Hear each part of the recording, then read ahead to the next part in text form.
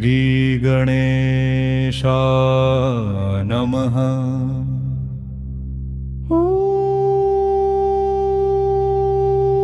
एकमुखी हनुमान कवचम् एकदा सुखमासीनं शङ्करं लोकशङ्करम्।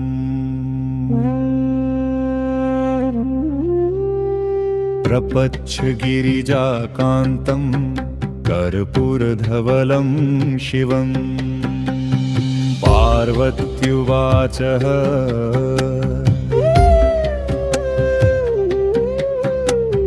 भगवान् देवदेवेश लोकनाथ जगप्रभो। शोकाकुलानां लोकानां केन रक्षा भवेद्भव। संग्रामे संकटे घोरे भूतरेतादिके भये। दुःखदावाग्निसन्तप्तचेतसा दुःखभागिना। महादेव उवाच शृणुदेवी प्रवक्ष्यामि लोकानाहितकाम्यया।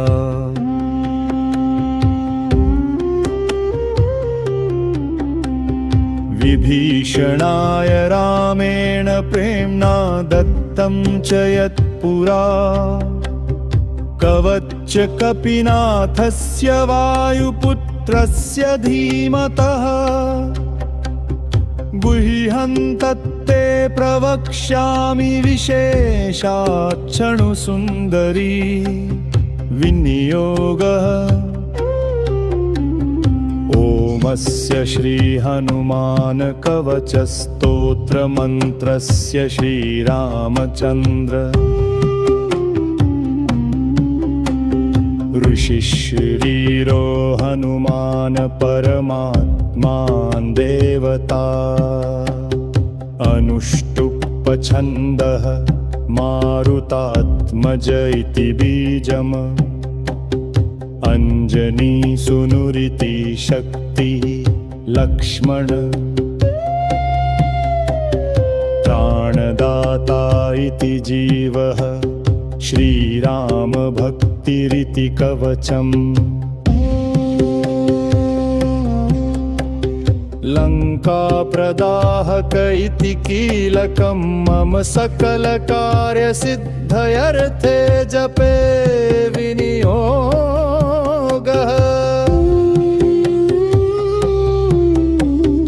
ॐ ऐं श्रीं रां हूं हूं है वं।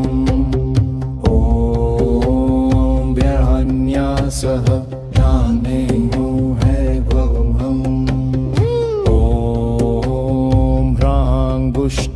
भ्यां नमः है वं। ॐ ह्रीं तर्जनीभ्यां नमः है वं। ॐ ऋमध्यमाभ्यां नमः है वं। ॐ रैमनामिकाभ्यां नमः है वं। कनिष्ठिकाभ्यां नमः है वं। ॐ रुकरतलकरपृष्ठाभ्यां नमः हिरण्यन्यास। ॐ अञ्जनीसुतवे नमः हृदयाय नमः। ॐ रुद्रमूर्तये नमः शिरसे स्वाहा। वतात्मजाय नमः शिखायं वषटम्। ॐ रामभक्तिरताय नमः कवचाय हुम। ॐ वज्रकवचाय नमः नेत्रत्याय वौषट्। ॐ ब्राह्मस्त्रनिवारणाय नमः अस्त्राय फट्। ॐ ध्यायेद बालदिवाकरधुतिनिभं देवारिदर्पाम्पहम्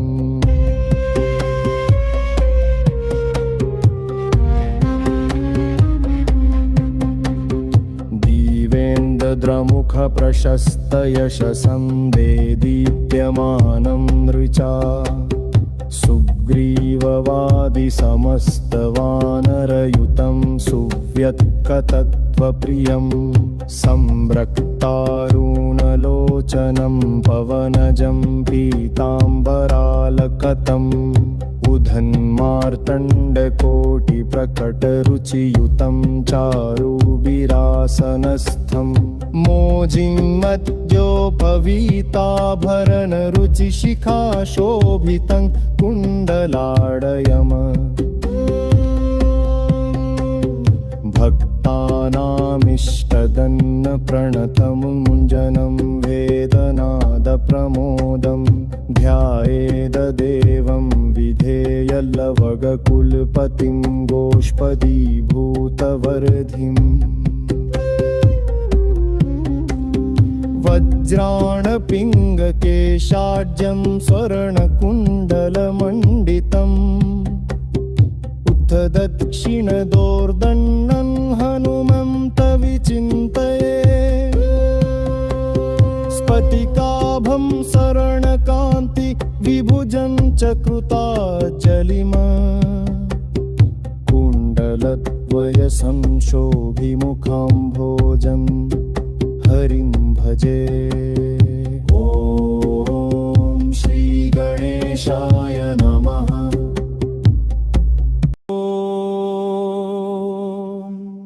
हनुमाद्यमं ते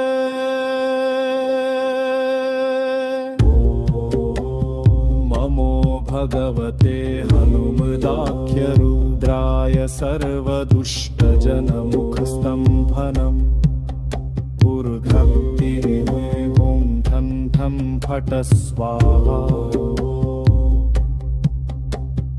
ॐ नमो हनुमते शोभिताननाय यशोऽलङ्कृताय अञ्जनीये गर्भसम्भूताय रामलक्ष्मणन कपिसैन्यप्रकाशय पर्वतात् पाटनाय सुग्रीववसाम्भकर्णाय परोच्चातनाय कुमारब्रह्मचर्चाय कम्तेरशब्दोदयाय ॐ रारीरून् सर्वदुष्टग्रहनिवारणाय स्वाहा। ॐ नमो हनुमते सर्वग्राहन्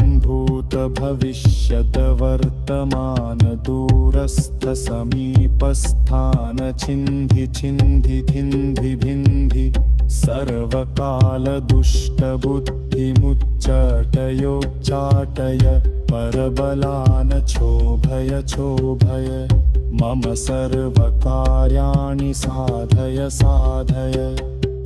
ॐ ह्रीं हूं फट् देहि ॐ शिवसिद्ध्रि ॐ ह्रां ह्रीं हूं स्वाहा। ॐ नमो हनुमते परकृतयन्त्रमन्त्रपराहङ्कारभूतप्रेतपिशाच परदृष्टि सर्वतर जनचेटकविधा सर्वग्रह भयं निवारय निवारय वध वध पच पच दल दल विलय विलय सर्वाणि कुयन्त्राणि कुट्टय कुट्टय। ॐ ह्रीं हूं फट् स्वाहा। ॐ नमो हनुमते पाहि पाहि यहि सर्वग्रह भूतानां शाकिनी डाकिनीनां विषमदुष्टानां सर्वेषामकर्षय कर्षय मर्दय मर्दय छेदय छेदय मृत्युन मारय मारय शोषय शोषय प्रज्वल प्रज्वल भूतमण्डल पिशाच मण्डल चापुरथिक जवर विष्णुगर महेश स्वर छिन्धि छिन्धि भिन्धि भिन्धि अक्षिशूल पक्षशूल शिरोभ्यन्तरशूल गुल्मशूल पित्तशूल ब्रह्मराक्षसकुल पिशाचकुलच्छेदनं कुरु प्रबलनागकुल विषं विर्विषं पुरपुरु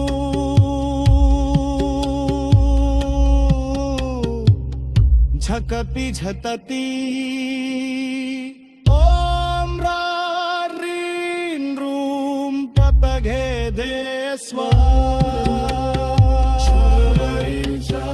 नमः श्रीराममुवाच श्रीराममुवाच श्रीराममुवाच ओमानपूर्वत पातु दक्षिणे पवनात्मज राममुवाच पातु प्रतीचन्द्र शोघ्न पातु सागर पारग उदीचामुधर वग प्रातु केसरी प्रिय नमुन्दन श्रीराममुवाच अधस्ताद विष्णु भक्तस्तु पातु मध्वं च पावन राममुवाच पन्तररिष्पातु सीता शोक विनाशक राममुवाच मन्तभिदाहक पातु सर्वापद्भ्यो निरन्तर राममुवाच सुग्रीव सचिव पातु मस्तकं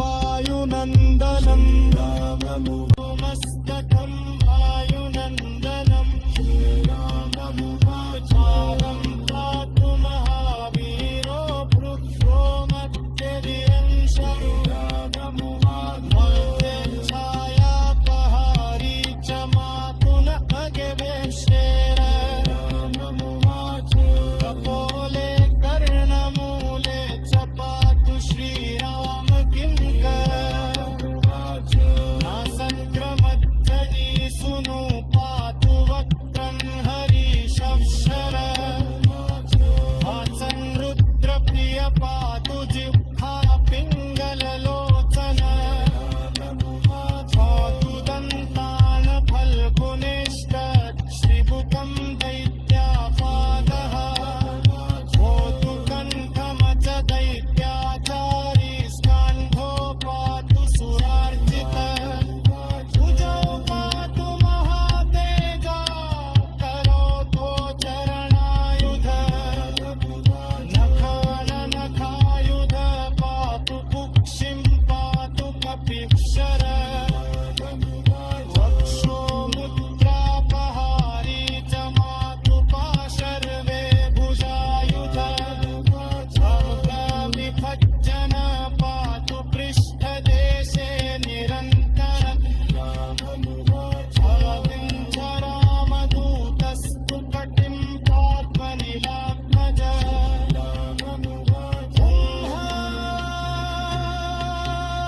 चलान् श्रियमाप्नोति सङ्ग्रामः